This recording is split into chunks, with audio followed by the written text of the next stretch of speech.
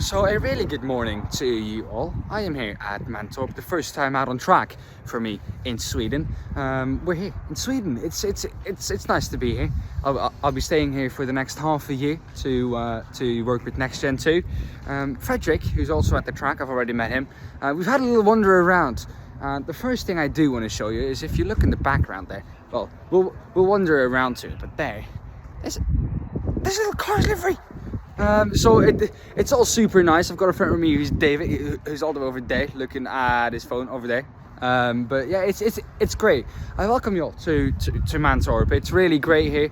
Excited to be here and excited to work with Next Gen 2. And yeah, looking forward to what the rest of the season has to bring for us.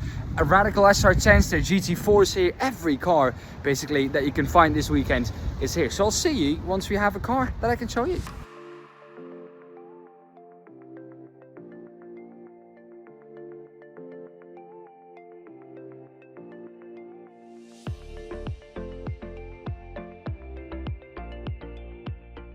Alright, so it is, I think, about 11 now on track. Radicals are out on track. Radical SR10s, SRXX, SR3SX, XX, excuse me.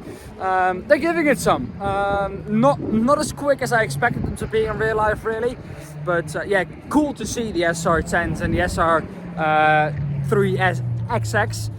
Of course, the SR8, I've raised myself and I racing the SR10. I've done no SR8s here, sadly, this season, which I'm a bit sad about, because I do love a good SR8. But no, great to see the GT4s are out in about, I think, 10-15 minutes now. I've got David here with me. What are you thinking so far of the racing? Because it's your first time at a track. What are you thinking so far? It's the first time. I think it's wonderful. The smallest thing is like the biggest thing for me. Yeah. Well, I took David with me to the track. Of course, first time for him being at Mantorp. He's driven past it millions of times, but he hasn't been here yet. No, it's great to bring him along on the experience because, of course, I can explain to him a bit what's going on in racing. He's a car fan, not really a racing fan, but he loves the cars. Yeah. So yeah, just to explain to him what the drivers are doing, how they're thinking, what the teams are doing. It's been absolutely amazing so far.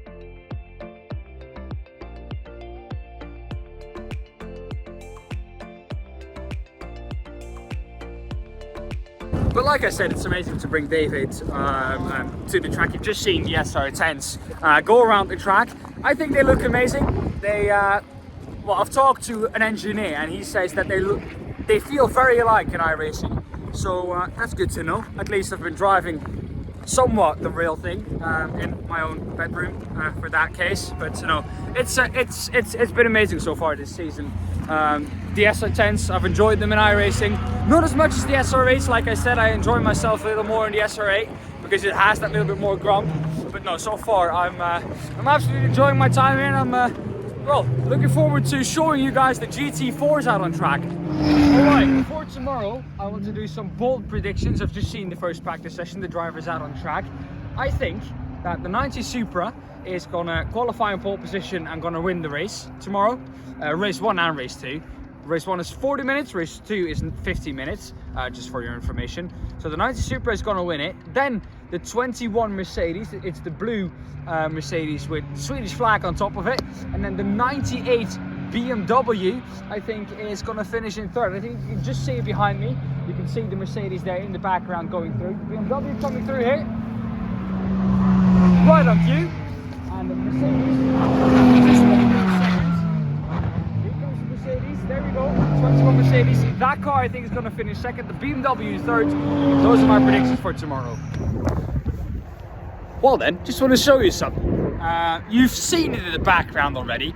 There's a flipping helicopter here. Now you might ask yourself, who flies a helicopter to Mantorp? Now, the team from Frederick, Leicester Racing, they have a driver. And let's just say he flies a helicopter to his track, a private helicopter, yeah. Wish I could do that.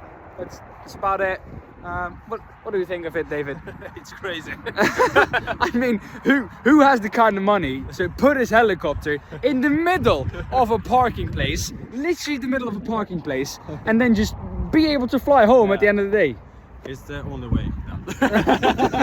I mean, the only way from here. Just did my predictions right over there. As you can see behind me, Supra is off, 29 Supra. Not the 90 that I said was gonna win tomorrow. Those are my bold predictions. Stuck into the gravel pretty well. Went all the way down from turn 1, came through turn 1, I suspect touched the grass, and then just spun off into the left-hand side and into turn 2. But I think it's all fine. Didn't touch the barrier. As you can see, it's about this far from the barrier. So, just about there. Alright, we saw the crash earlier on. And we're here with the car. The car is all fine, didn't touch the barrier. And I'm here with Niklas Hagberg. So, Nicholas, we saw the crash. What exactly happened? I pushed it too far. This is the second time in the car, and I tried to push it a little bit more to feel the edge, and I find the edge. And, it's no big deal. Just in the sand a little bit, so we just clean it up and ready to go. Yeah. And what exactly happened? Did you go too wide in turn 1? Or? I go for a right balance and going over the left, and the back end is coming. So that I push it too far to the corner. So I need to brake a little bit earlier. Right. So what have you learned so far in that practice session with the car? You said only your second time in the car. You're still learning. What is the biggest learning point for you so far? To feel the grip in the tires. That's the big difference, because it's new for me and driving on slicks, and now it's started to get there. I need to find the edge, because I want to find the edge and be on the right side, but sometimes you need to go over the edge and find it. Yeah. All right, you found the edge of the car. Thank you for the interview, mate, and good luck for the rest of the season. Bye bye.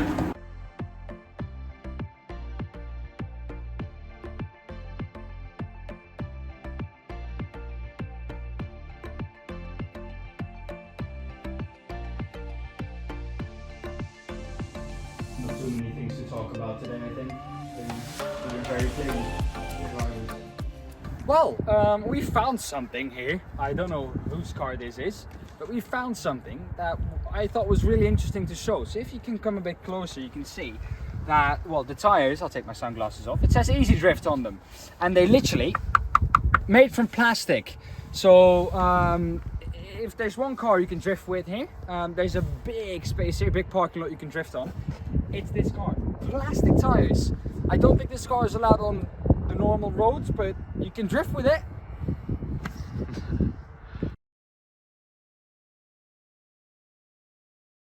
Well, we're going to do a little track walk around the Mantorp circuit and Mantorp Park. Yesterday, not a lot of off-track action. I think we saw the number 29 going off down in turn 2, pushing the limit a bit too much down in turn 1. You can see here on the outside, the driver's off the asphalt onto the runoff area. A bit of gravel here on the outside, so you can use it.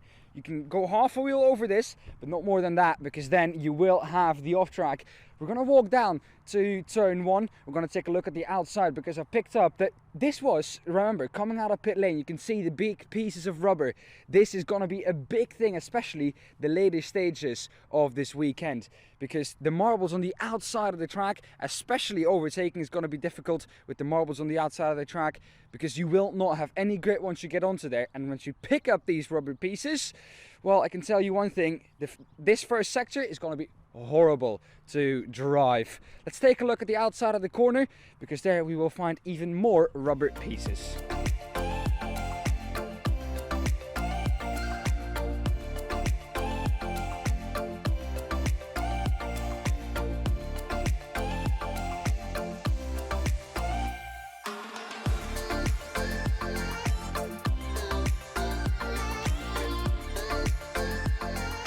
Alright, we've now arrived down in turn 1. We're just about 20 meters earlier in the braking zone of turn 1. They actually can brake very late here down in turn 1. It's a very late apex corner. You can see the line that they take through here, because it's a very, you know, you come in, turn, brake at the same time. That's what makes this corner so difficult. And especially in race trim, as you fire the car through here side by side on the outside. I talked about it a bit earlier. Those rubber pieces. The runoff that we're going to walk to in a bit has a lot of them, and even they cleaned them last time rounds. After the last session, they cleaned the track. They went around with a sweeper, swept everything off the track, but you can still see them here and there where you can see the rubber pieces. It's going to be an interesting one, especially once you fight someone through the outside here. The early part is not so much because there they break, but once you get to the latter stages of turn 1, you're going to see a lot of those rubber pieces, and that's going to make life very tricky for the drivers. You can see here on the track here we find one, and these are the small rubber pieces that the drivers will be dealing with. Stones on track 2, the outside does not get used a lot. You can see if you use it, you usually scatter off into the gravel trap behind you, and that's not a good thing. The runoff area here, you can take a shorter track here. That one we don't use this weekend. And you can see the apex of turn 1 nicely here. Once you go through that corner, you take the exit, you take it, and you can see where the drivers take the curb here. Because if you take the curb on this side, you can just about take it towards the outer edge of the curbstone. It gets quite rough, so you can see where the drivers take it about halfway over the curb, 1 tire over the white line. It is allowed, not an off track. Once you go 4 tires over the white line, however, then you will pick up that off track and your lap will be deleted. Especially important yesterday when we had qualifying.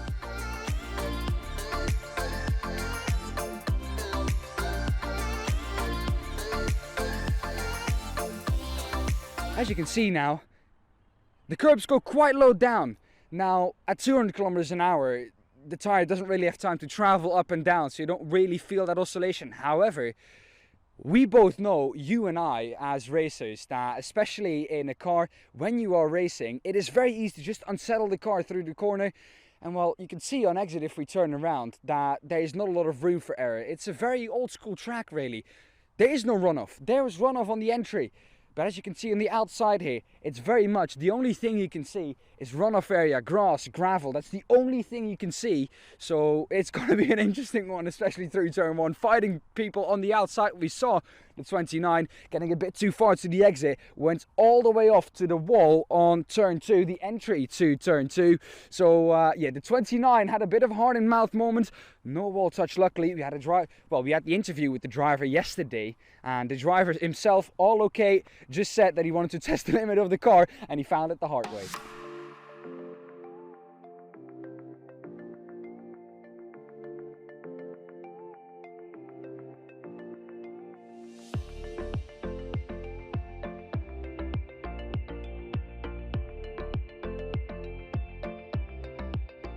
Well then, you can see turn 1 in the distance. A pretty interesting one. The exit is important because you keep it all the way pinned. You would say it would go to the outside, but that's not the case. You keep it pinned. You can see the line through here. You can see where the rubber is. You keep it pinned to the inside, and you move out to the outside, to the N3 of turn 3. A very important one because that one is going to lead all the way through to the exit of turn 4, where you can keep it absolutely pinned to the entry of turn 5.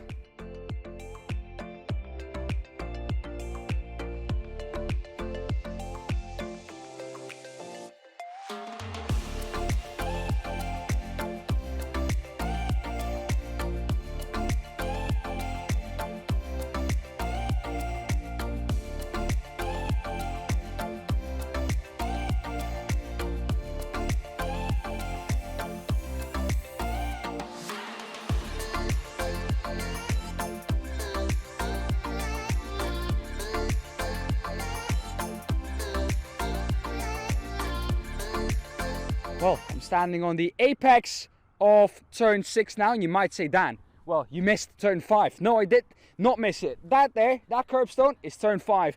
You come through turn 4, you can flat out through there. Like I said, coming into turn 5, the car is already on edge from turn 4 because it isn't easy flat. The car is on edge, especially in a GT4 or Radical. You come through there, take the entry to turn 5 easy flat, but you start braking right on the curbstone there, which can unsettle the car, easy to lock up. You can see the lines where drivers have locked up into this corner, and you straight line it. This one is important. There's a straight behind this, and you do not want to be kilometers down on this straight, so you exit out of this corner. Really, really important because you need good speed.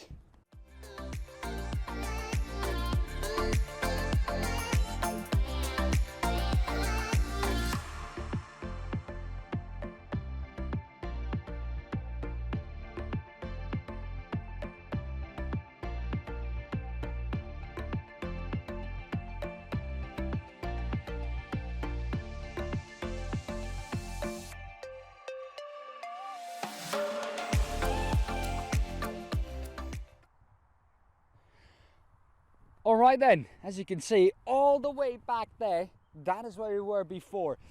We had to stop, however, with our track walk because, well, we were kind of a bit too late this morning. So the track walk that we recorded earlier on from turn 6 and 5, that was early in the morning. It's now lunch break for the drivers, for everyone. It's very quiet on track now. No one is allowed on track.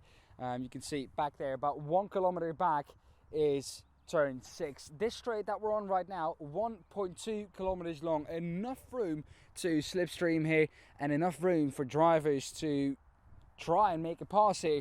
It's also very wide. I think you can fit about 5 wide of GT4 cars in here, and it would still not be enough to fill the whole straight. So it's a very interesting one. Also, all the way back there, like I said, 1.2 kilometers long. That there is 1 kilometer back. Can you guess how far it is to turn 7? It's about another 200 meters.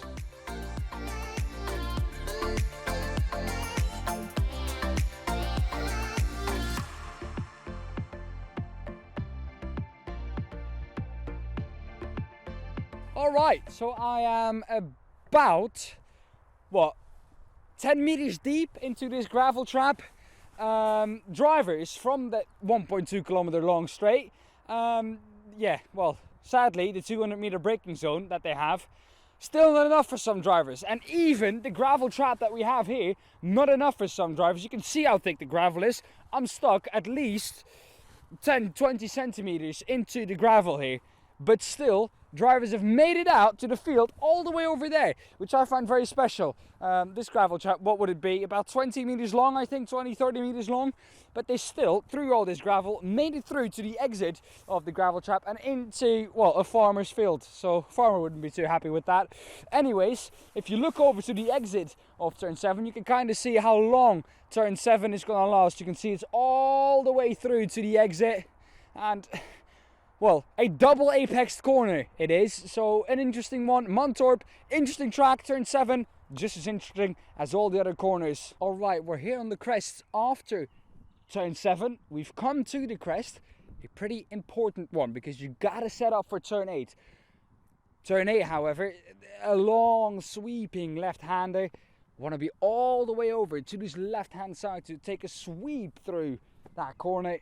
But also we saw some tractor marks, some car marks that were off after turn 7. Easy to do, especially with a long sweeping corner like that. Also interesting to note, I think if you have that Marshall post there, you have a very good view of most of the track. So would love to be that Marshall there. All right, once again, had to come back a little bit later on at the end of all the events because the camera ran out of juice. The battery of the camera was dead after a couple of corners. So like I said, turn 8 is there, a tricky corner. You have to set yourself up for turn 9. But turn 9, if we turn around, it's so difficult. It is extremely difficult to spot your turn-in point.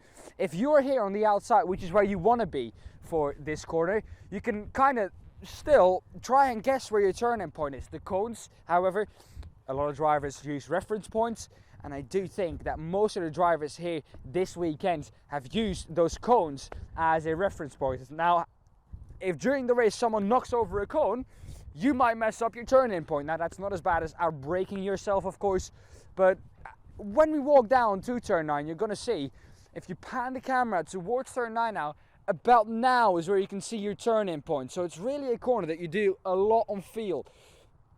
Important also to line the car up correctly, because once you get through turn 9, you have a long sweeping right-hander, which is gonna, well, it goes all the way through turn 10 into turn 11, the last corner, onto the main straight. So it's a really important corner too, because if you get out of here correctly, it's more of a, what do we say, 95, 100 degree corner.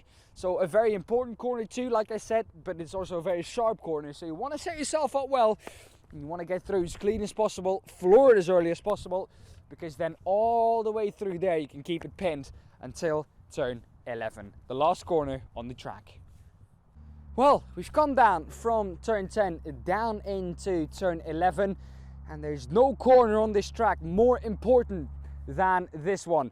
The one I might argue is very close is the one all the way on the other end of the track, turn 6, because it leads onto such a long straight. But this one leads onto a very long straight too. You want to come in here kind of sacrifice the entry to get a very good exit, because all the speed that you take through this corner is going to go all the way down this long front straight. And that, ladies and gentlemen, I'm happy to tell you, is a lap around this Mantorp Park circuit. Alright, so as you can see, the GT4s are about to go out for the qualifying session. They have about 15 minutes to get it all correct. This will determine the starting grid for race 1. 40 minutes that race will be, and then race 2 will be 50 minutes. However, it's not as easy as you think. These GT4 cars have driver changes, so two drivers in every car, which will mean that they will have to make at least one pit stop and come in to change either tires, drivers, whatever they want, get back into pit lane, get back out as soon as possible. We're on the end of pit lane, by the way. That's why you can see these cars standing here. So yeah, it's got to be an interesting one, especially this qualifying session. These GT4 cars, the first car is out on track 2 today, which is going to be it's going to be interesting, let's put it like that, because the track, not in great condition. We've just seen that on our track walk. So let's see what these GT4s can do, especially the Porsche here up front. Love the look of it, love the sound of the car. However, personally, I think that the car behind that, the Mercedes, is the best sounding car. The best looking car though, I would go with the Supra. Of course, you can't go wrong with the Toyota Supra GT4. I agree.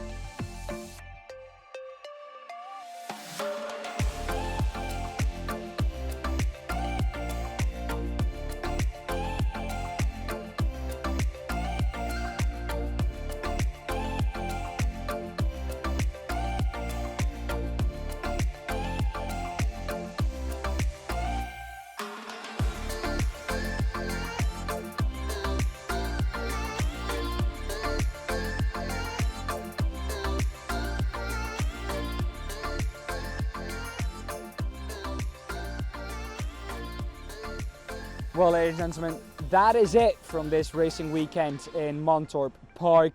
Thank you very much for watching. If you haven't yet, consider giving the video a like and subscribing if you haven't done so yet. Turn on the bell notification too while you're down there to get notified if we upload a video, because I can assure you this is not the last video we take. We're going to be testing with Next Gen in June. I'm excited to get it underway, and of course thank you to Leicester Racing Team for having me this weekend. I thank you very much for watching, and until the next track, goodbye.